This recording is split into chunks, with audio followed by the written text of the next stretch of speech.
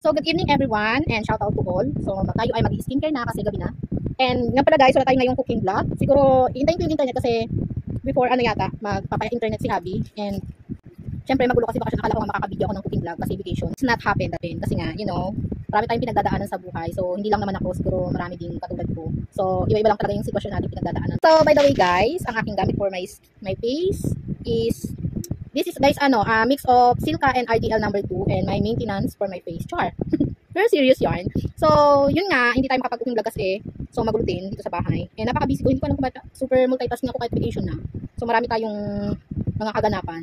Hindi ko alam kung bakit. And this is pala ang ating moisturizer. So, ito is Aqua Moisturizer. Anti-acne din to guys. And syempre yung last na video ko na nagano ko ng RDL is yung mix ba is yung lightning natin is madilim.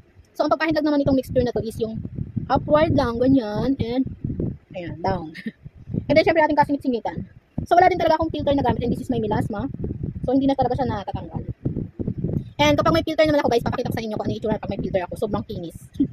So, ito is hindi makinis. And natural talaga tong camera na gamit. Guys, kapag may filter ako, ayan, kapag nag-video ako, diba, hindi na kailangan mag-apply nito. Kasi dito pa lang makinis na ako. So, yung eyebag ko lang talaga yung nangunguna. Halatang may pinagpupuyatan. Charot.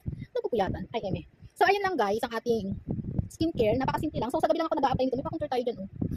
So, may contour na sarili.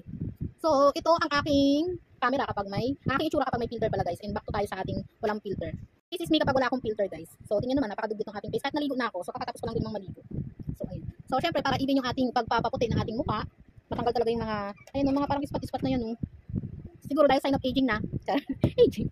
So, ayan. And, bumabalik na naman ating double chin. May stress naman tayo. Nagkakaroon tayo ng stress eating na naman lately. So, ayun pala guys, mag-birthday na pala ang inyong Jefferson vlog this coming July 16.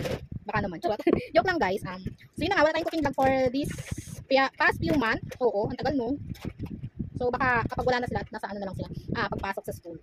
So doon tayo magkaroon ng time para makapag-vlog. Kasi nga napakagulo nga talaga. Oo. Hindi ako makapag-focus mag-vlog. Talagang direct to luto-luto na talaga at wala ng video-video pa.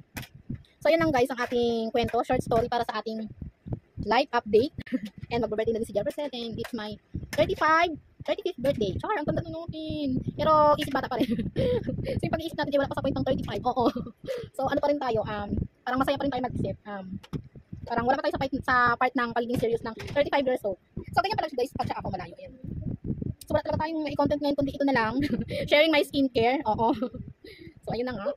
And syempre sa aming, hindi ko na ikukwento ng buo. And may short naman akong video dyan. That's why kung bakit masyadong tahimik si Jefferson sa social media this few months. Oo, kasi dumadaan tayo sa ating struggle, trial, charot, paka-arte. Eme. Basta, tayo tahimik lang sa umpisa. So, di ba yan? So, namimiss ko din naman yung magbablog. Oo. Namimiss ko din. Pero yung pag-live talaga, hindi ko talaga yan maipapromise na makapag-live. Kasi nga, wala tayong space or wala tayong private room para tayo makapag-live. That's why, pabidyo-bidyo na lang tayo. And yung ating watch hour, inaamin ko, but babawi ako maybe pag nakapagpatakit na kami ng internet again.